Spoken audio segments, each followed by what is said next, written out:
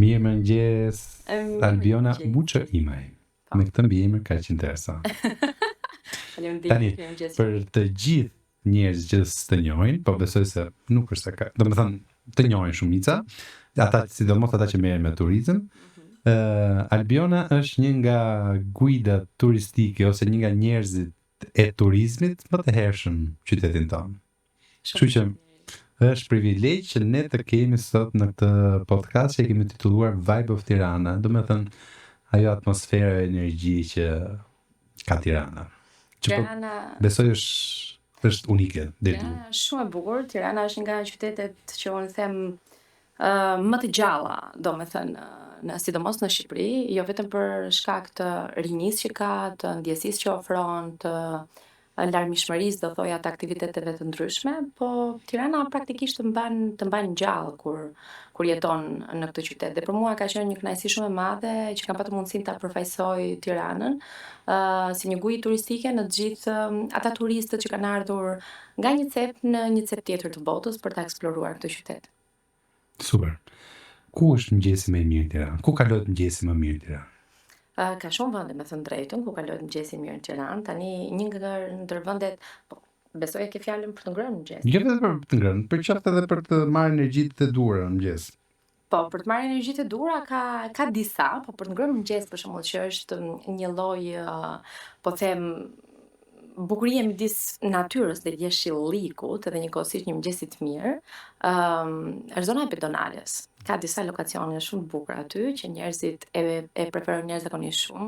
Për atë po, për njerëzit që kalojnë pak larg zhurmës praktikisht të makinave që mund t'i kenë afër, edhe e shijojnë jo vetëm për shkak të menus që ofrohet, të ushqimit, të atij brunchit, më thënë sa të lezetshëm që jepet, po njëkohësisht për shkak të edhe lokacionit që ka të ndjesinë historike të zonës, për arsye sepse aty ndodhet gjithë pjesa historike e familjes së Toptanësve, kështu që kur ti bën këtë pyetje, lokacioni i parë që mua vjen në mendje është ky.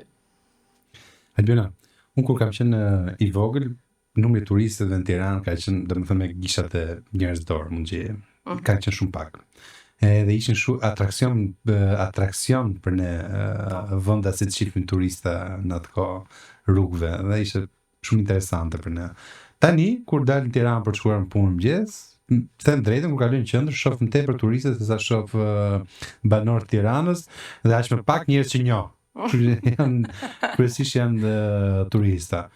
Patjetër bëhet qefi, domethënë është një gjë që ne na ka munguar sidomos brezit ton, por do jeti brez tjetër i ri, megjithëse ne, që mbase nuk do ta ketë gëzim sepse si ka munguar, do të duket të tepërt ose do bezdisen.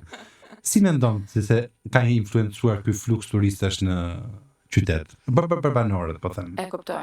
Ka një anë të mirë të gjë, sepse po them, në ndryshim nga shumë vende të tjera që shpeshherë fluksi i turistëve deri diku po them mund të kenë ndikim negativ në zona të caktuara, po marr në krahasim për shembull fshatrat të Zvicrës që është bërë shpeshherë problem shumë i madh fluksi i turistëve. Ajo çfarë ndodh me Tiranën është diçka shumë e bukur, sepse fluksi i turistëve në tërësi si fluks përqendrohet në qendrën e Tiranës dhe sidomos në të gjitha akset që kap bulevardi i Tiranës. Dhe në këtë pikë, po them, jetën e përditshme nuk e ndikon për keq. Pra që të thuash u mblodhën turistë të rinjt apo të rinjt e Tiranës, domethënë e kanë të vështirë që të kenë ato hapësirat e tyre, nuk është e vërtetë. Pra sepse këta mblidhen në një zonë të atill që nuk e cënojnë jetesën e përditshme të qytetarëve të Tiranës. Nga ana tjetër ka ndikuar shumë për mirë, sepse ka ndikuar për mirë në ekonominë e Tiranës, ka ndikuar për mirë në vendet e reja të punës që janë hapur, është rritur jashtëzakonisht shumë kërkesa për guida për qytetin e Tiranës, brenda qytetit edhe për destinacione të tjera ditore nga Tirana në vende të caktuara, në qytete të caktuara historike dhe përsëri kthimi në Tiranë. Fakti që Tirana ka aeroportin shumë afër e bën një destinacion që patjetër 2 ditët e para apo 2 ditët e fundit të pushuesve të huaj në Tiranë, në Shqipëri, përqendrohen në Tiranë.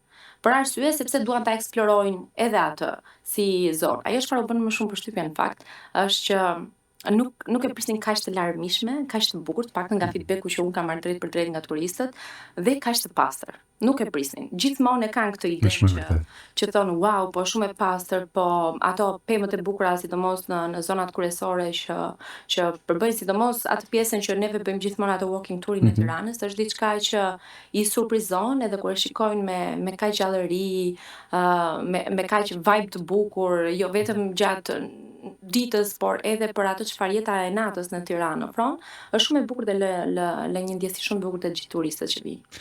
Jam shumë dakord, po do të them edhe një që Më thuaj. Ku ka diçka negative. Ka rritur çmimet, sidomos çmimet e Airbnb-ve dhe çmimet e shtëpive. Domethënë kur na vijnë sot disa kushuri nga jashtë Tiranës për të bujt në Tiranë, ne detyrohemi të mbajmë nëpër shtëpi, sepse janë shtrenjtë hotelet dhe janë shtrenjtë Airbnb-t. Kjo është diçka. Po okay, çdo e mirë ka dhe një vështirësi, çdo vështirësi do vi me një të mirë. Tani, unë kur jam zhytur në të botën e industrive kreative, duke lexuar shumë e shumë, vura re, fillim të më bëri kuriozitet, pa më vonë e kuptova pse, që industritë kreative përfshin dhe turizmin si deg.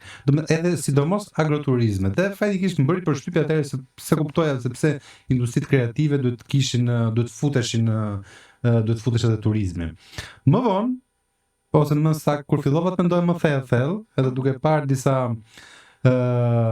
agroturizma, duke parë disa ambiente turistik, vura re që në këto ambiente krijohesh, sepse ishte krijuar një realitet, si thua, domethënë nga një hapësirë e vjetër ose çon si ka një hapësirë e re aty, në një farë mënyrë me anë të arredimit, me anë të aktiviteteve që bëheshe brenda saj, në një farë mënyrë krijoheshe. Kështu që aty arrita ta kuptoj se sa si ndërthuren këto industritë kreative me turizmin. Dua të di, domethënë pak a shumë ti ke lviz për Shqipëri, po besoj edhe në botë. Çfarë lidhje, sa e lidhur është kjo lloj industrie me krijimin? Unë mendoj me thënë drejtën që është shumë e lidhur, sepse në tërësi të gjitha gjërat që kanë të bëjnë me turizmin, është në fund të ditës në thonjza është diçka, një lloj produkti që i ofrohet një personi të huaj që ka pak informacion ose shumë pak informacion për këtë vend, dhe ti duhet të krijosh një lloj produkti që këtë vendin tënd që ti e do kaq shumë, ta prezantosh në formën më të bukur të mundshme, më gjithëpërfshirëse të mundshme, dhe ti japësh atij një panoramë reale të historisë së Shqipërisë edhe njëkohësisht të realitetit të përditshëm se ku ne jetojmë. Dhe në këtë pikë po them që nga turi, se si ideohet një tur, është kreativ në vetvete. Se si po them përfshihen agroturizma të ndryshme është patjetër kreative në vetvete, sepse ti agroturizmi për shembull nëse po them, po të marr një shembull, nëse unë do vizitoj Tiranën në drekë dhe do t'i bëj gjatë paradites pra, dhe do u bëj një walking tour, patjetër që për të marrë atë vibe-in e bukur edhe të natyrës të Tiranës, do preferoj që të shkoj në një agroturizëm jashtë Tiranës. Gjithë kjo ide im që unë bëj është në vetvete një krijim, sepse i shkon më përshtat ky agroturizmi që ti vin në fund pas këtij walking touri këtij turisti, sesa unë t'i çoj në një restorant luksi në mes të drekës në Tiranë. Po, luksin e preferoj, por them që ta çoj në darkë pasi i kam bërë gjithë pubet e Tiranës. Pra, në vetvete çdo gjë që ka të bëjë me turizmin, ne personat që punojmë në këtë fushë rrim dhe mendojmë çfarë mund të jetë diçka që të jetë atraktive, ta bëjmë unike. Dhe faktikisht një pjesë e mirë e bizneseve janë kthyer në atraksione me të veçantë në tyre. Për shembull, po përmend disa, për shembull, ferma që ka bërë Cerenin që e ka futur në një lloj fryme pak ushtarake, si garnizion ushtarak, në një farë mënyrë ai ka krijuar me atë. Tirana ka diku kam qenë një herë në një restorant me kapele, domethënë është një fermë që ka rritë një fermë kërmillash, domethënë çdo gjë bëhet në një farë mënyrë krijohet për ta bërë sa më unike gjën. Por njëkohësisht përveç këtyre bizneseve kulinarisë, mund të themi ka gjithashtu dhe muze të ndryshme që janë dhe iniciativa private, si që është Bunkarti, që në një farë mënyrë ka krijuar aty, ka risjellë historinë duke krijuar. Që dhe këto kanë influencuar pozitivisht besoj në turizëm dhe bëjnë gjithmonë më atraktive për turistët. Shumë e vërtet, gjithë turistët që vinë dhe vizitojnë Tiranën zgjedhin minimalisht ose Bunkartin ose shtëpinë me zgjethe për ta vizituar. Duke patur një kuriozitet kaq të madh nga turistët e huaj për të kuptuar realisht si ishte jeta e shqiptarëve në këtë periudhë kohe dhe si ndikoi komunizmi në jetën e gjithë këtij populli, patjetër që Bunkarti shet shumë, është shumë interesant dhe është një ndër kërkesat kryesore të gjithë turistëve. Kështu që në këtë pikë patjetër që kreativiteti duhet të jetë në turizëm, sepse të thash, duhet të ndërlidhesh historinë me të bukurën, me atë jo më të bukur edhe në fund të ditës edhe ta bësh të shitshme këtë gjë. Patjetër ne shohim edhe strukturat akomoduese, hotelet ose Airbnb tani nuk janë më të vinë me një stil unik që i përshtatet pak lokacionit, pak kulturës etj. Do doja të thoja ose doja më saktë ta diskutonim fenomenin.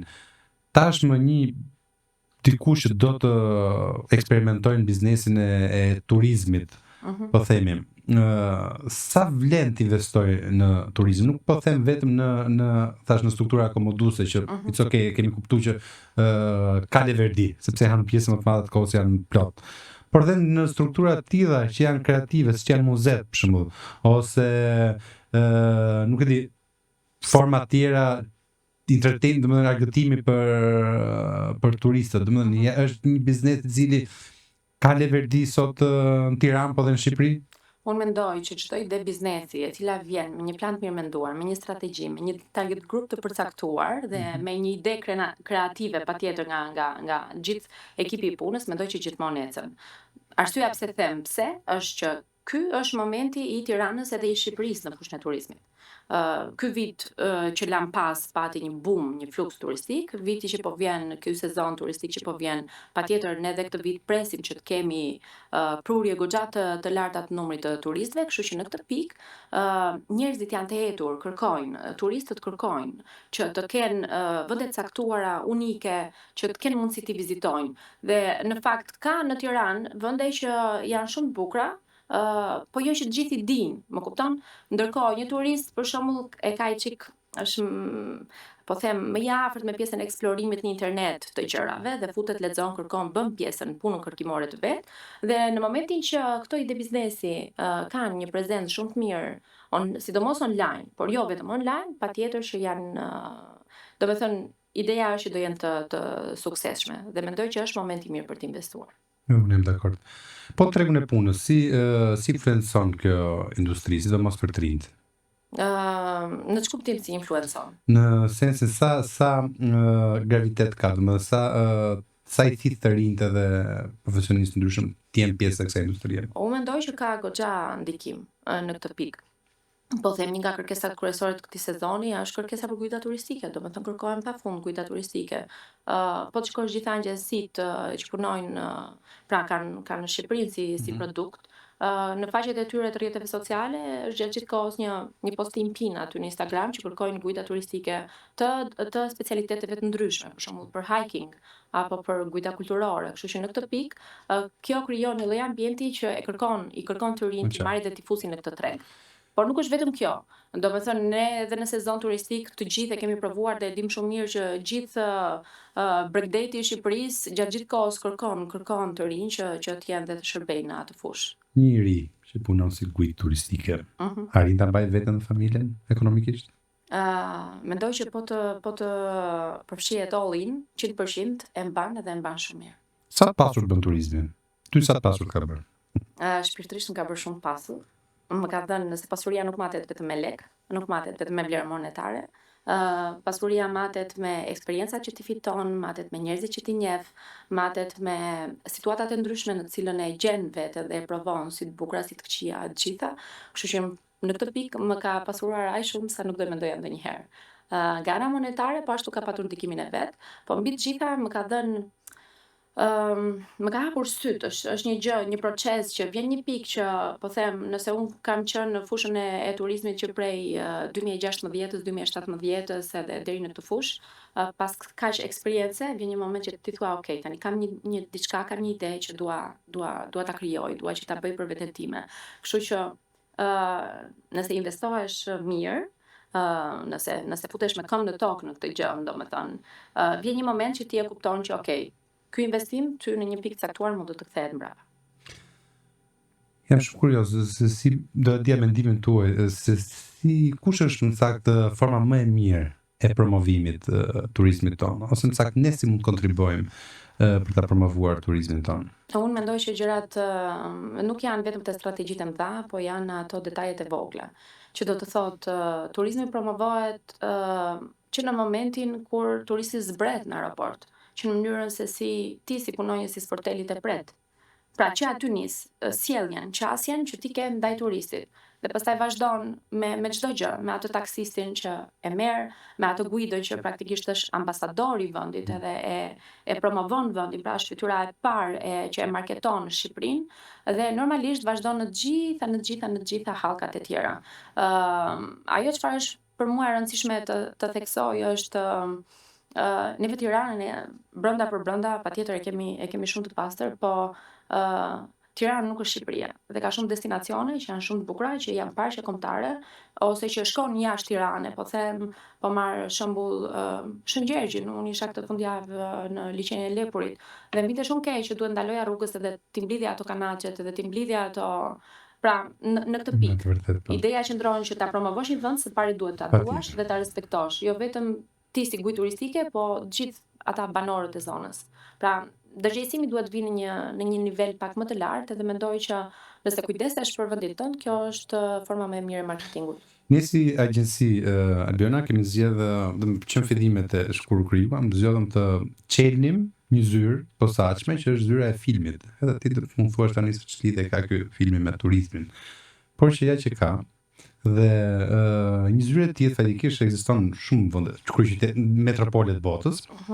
Dhe synon të sjellin rastin tonë në Tiranë sa më shumë produksione audiovizuale ku lidhet filmi, lidhen produksione që lidhen me televizionin, me cilat bëjnë klipe muzikore ose reklama, nga jashtë të sjellim të xhirojnë Tiranë.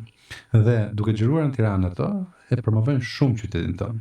Dhe për i vërtetës në këto 3 vjet ne kemi sjellë diku tek 25 produksione të tilla, përfshin filma, reality show, programe televizive, reklama, dhe duke qenë se këto produkte kanë qenë goxha të njohura në vendet e tyre, do të them edhe një shembull që e përmend disa herë dhe nuk lodhem asnjëherë ta përmend, po vjen mirë ta përmend, është që në momentin e parë që u hapëm, sodhëm në Tiranë një reality show hollandez para 3 vjetësh, i cili ishte shumë i famshëm aty. Xhiroi një sezon në Shqipëri dhe atë verë Tirana dhe Shqipëria u bë një nga destinacionet kryesore për turistat hollandez. Gjë e cila më parë nuk e njihnin Tiranën. Së fundmi kemi sjellë një nga spotet zyrtar të Motorolës, cili po jepet në Amerikë dhe të verën e presin që në Tiranë të vinë turistë amerikanë, kështu me radhë dhe ne kemi gjetur një formë e cila e promovon shumë qytetin tonë, por duke ardhur në Tiranë ata vizitojnë edhe gjithë Shqipërinë. Dhe këto produksione sillen edhe njëra tjetrën pastaj. Është vërtet. Dhe në këtë sezon pranverë kemi edhe shumë kërkesa të cilët po vijnë nga produksione të tjera tuaja, se unë nuk dua të zbuloj, por ndërto janë dhe produksione të mëdha që lidhen dhe me Hollywoodin. Dhe nëse ne me vërtet një ditë do shfaqemi në një film produksion Hollywoodi ose një produksion shumë të madh, atëherë ti je sigurt që Shqipëria do jetë një destinacion shumë herë më i madh turistik se sa sot. Dhe këtë shembull ne kemi pa në Kroaci, mbas u bë Game of Thrones. Absolutisht, Dubrovnik. E kemi pa në vende të ndryshme dhe Parisi vetë është një atraksion i i promovuar nga librat në fillim e më pas nga filmat e tjera. Kështu që ne si agjenci po bëjmë punën tonë për të ndihmuar dhe shpresoj jam i sigurt që do ketë feedbackun e tij në vazhdim. Tani si çdo e ftuar e këtij podcasti, unë e mbyll gjithmonë me një pyetje që dua të futesh më tepër në imagjinatën tënde se sa ti je racionale. Dhe dua të di se si e mendon të nesërme ideale për ty në këtë qytet. Të nesërme ideale për mua në këtë qytet. Po thua për mua personalisht, për jetën time personale. Lidhur pak me turizmin. Patjetër. Personale, patjetër. Ideja që ndron këtu. Unë uroj dhe shpresoj që Tirana, domethënë, jetën time në këtë qytet e imagjinoj që çdo ditë të kem turista. Pra dua që Tirana të jetë një destinacion turistik, jo vetëm i sezonit veror, por dua që të jetë i të 12 muajve të vitit, sepse ka çfarë t'jap, ka çfarë të shfaq, ka me çfarë t'i përmbush turistët dhe shpresoj shumë që nëpërmjet kontributit të gjithë aktorëve në turizëm, kjo gjë të bëhet e mundur. Domethënë, kjo është ajo çfarë unë mendoj dhe kam më shumë dëshirë dhe kam më shumë qejf, që dhe të gjithë të rinj, të gjithë guidat që janë të përfshira në këtë punë, të mos e kenë punën vetëm gjatë muajve të verës apo në atë 6 mujorshin që ne pak a shumë mendojmë që është nga maj deri në tetor, diçka e tillë, por të jetë për gjatë gjithë vitit në mënyrë të tillë që kur ti ma bësh prapa të pyetje na e mban dot familjen nëpërmjet ardhurave të turizmit, unë të them me plot gojën po. Mund ta mbash familjen, mund t'ja dalësh e mund të jetosh shumë mirë duke punuar në këtë industri. Albiana Knaqen. Shumë të falenderoj që ishte pjesë e këtij podcastit. Faleminderit juve, ishte një kënaqësi shumë.